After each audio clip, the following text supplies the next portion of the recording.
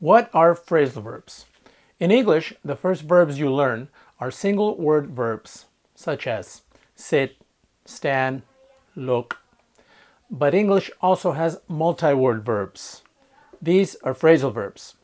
Phrasal verbs consist of 2 or 3 words, a verb and a preposition, or a verb and 2 prepositions. Phrasal verbs have 2 types of meaning. The first type is literal. Literal phrasal verbs are easy to learn. In fact, there's nothing to learn. Literal phrasal verbs mean the same as their single word counterparts. For example, the phrasal verb sit down means the same as the single word verb sit. In many literal phrasal verbs, the preposition is redundant. We don't need it. When we sit, naturally, we sit down. The same for the phrasal verb stand up. If we're in a chair and we stand, up is the only direction we can go. The other type of phrasal verb is figurative. Figurative phrasal verbs are trickier. Figurative phrasal verbs are metaphors.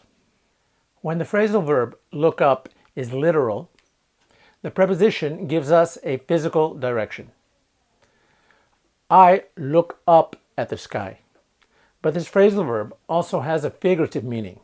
We can say, for instance, Anna used Google Assistant to look up the meaning of supercalifragilisticexpialidocious.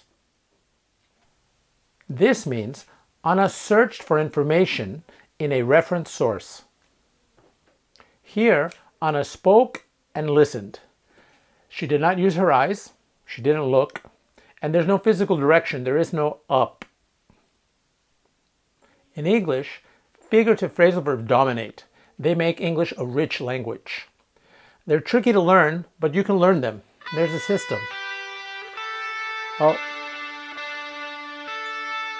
If you would like further explanation and some speaking and listening practice, please see my 10-minute lesson on phrasal verbs, linked here. Thank you.